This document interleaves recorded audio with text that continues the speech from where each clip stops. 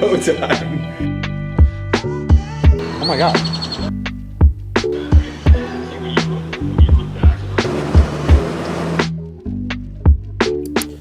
Hey guys, my name's Christian and I've been running Woodgrain for the past year now. It's a vintage inspired golf clothing brand.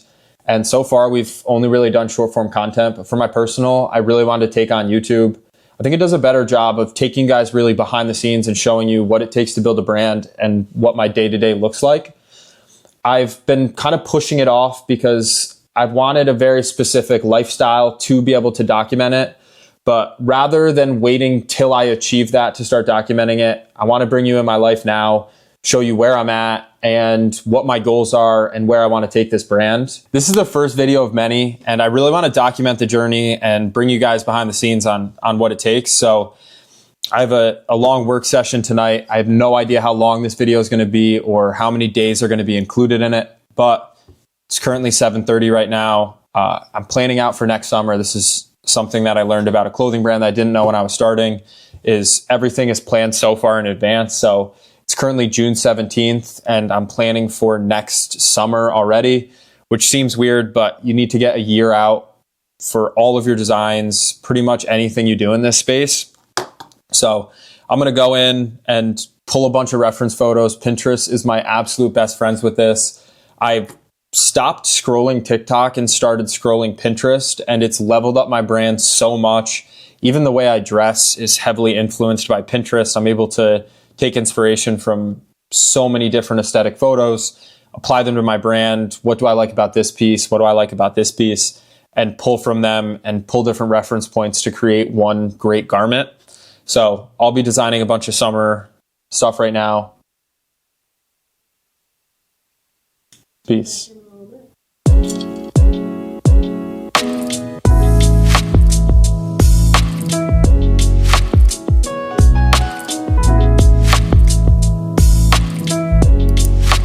Obviously, we talked about yesterday, like the Who Are You campaign.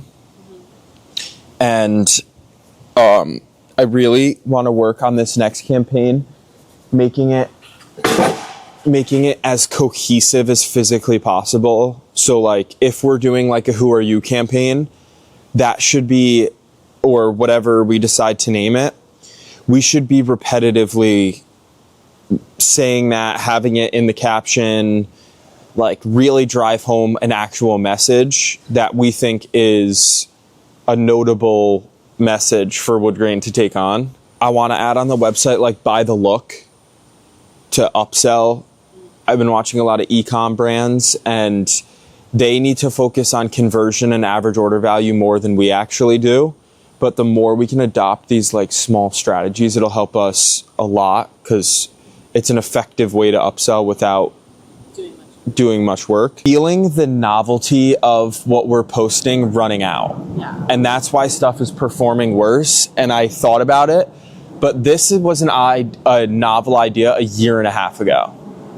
Like when I made the first video, like this was a novel idea. Anything that we threw up worked because it was like, we were the first ones to be doing this. Like no one really, sure, were there maybe other brands out there that like kind of had a similar ethos? Yes, but no one was really like front and center, like this is what we're doing. But like now Tommy Fleetwood's wearing it, Jason Day is wearing it. So many brands like now getting creative. None of these brands have our strong brand ethos of being like synonymous with this like luxurious lifestyle of golf, but they do have this opposition to modern golf fashion that is offering an alternative. So I just think our stuff is less novel than it was a year ago, which to me just means, first off, we run these as trial reels because there's still some novelty to it. Like there's people that are going to watch these and it's their first time. So like, I think we continue with the same marketing strategy on trial reels.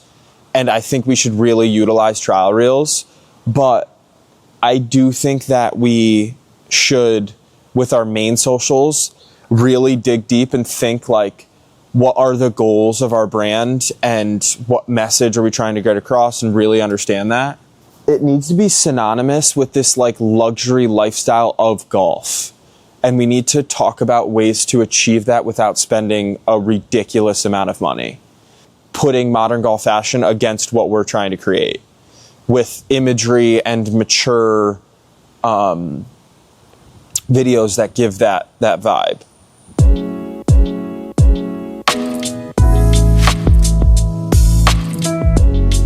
Sales funnel is you go from unaware to brand account. Now organic has got you in. Once you go into their ecosystem of organic, now you do paid ads, and those paid ads are going to retarget the people that are following. And then the paid ads are the ones that take the low hanging fruit and just convert them to buyers, rather than having a whole nurture system through Facebook, because it's just too expensive. You're going to spend all of your money on trying to get them aware. But the best system is organic. We have to chop down the lowest hanging fruit and convert. That's our goal. Now that I've watched this guy, is like take them from people that are like, yeah, okay, I kind of like this, to like, okay, I'm buying this. That's our only goal. It's not like bring new people into the brand. It's not like anything like that. It's like, how do we slam these people that are already in the ecosystem? Told me, hey, you gotta make viral videos and get people in the door. And like, really, if we had like our creative for organic can get new people in the door, and our ads need to re-slam these people and sell them on the product.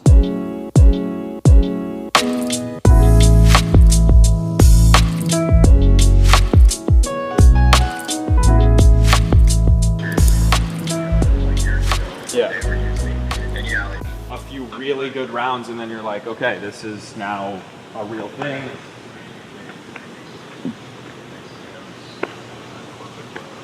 Yeah. Just got off the phone with an aspiring pro. So he's in, basically, think of it like a feed tournament to get into the feed tournament to get into the PGA Tour. So it's like 2 steps back from the PGA Tour. But he's only 24, just graduated, and now is going through the process of becoming a pro, essentially. But the way it works is you have to pay for everything. So you have to pay for a place to stay, all this stuff, and you don't actually get paid to play golf, but you have to fly back and forth, go to all these tournaments. And I had the idea of doing, basically sponsoring a specific item. Let's say it's a 90s polo. We'll take that 90s polo, co-brand it with him, and 50% of the profits will fund his journey to becoming a pro.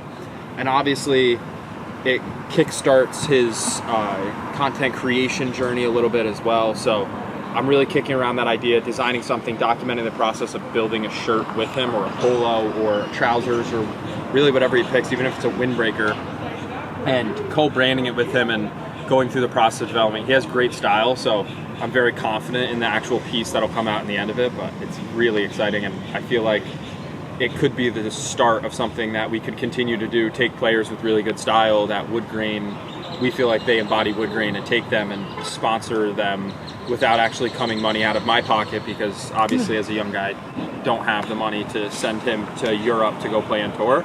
But maybe this is my way to like make a little difference. It's pretty cool. Yeah, I think it's really exciting. He has the same name. And he coincidentally is named C. Millie Golf. And have a degree in apparel design. I was born and raised in Alabama.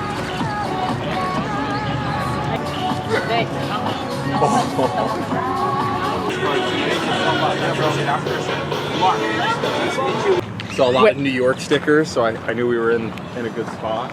There was a very good breakfast sandwich, really good sauces. What was the place called? Eggman. Oh. Oh my God.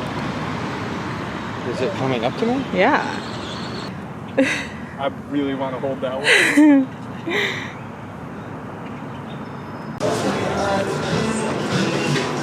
Okay. Do you want to do like half sugar-free, half caramel?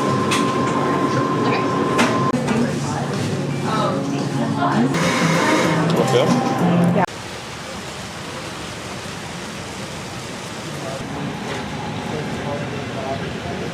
That's it for this week's vlog. I will see you guys in the next one. Peace.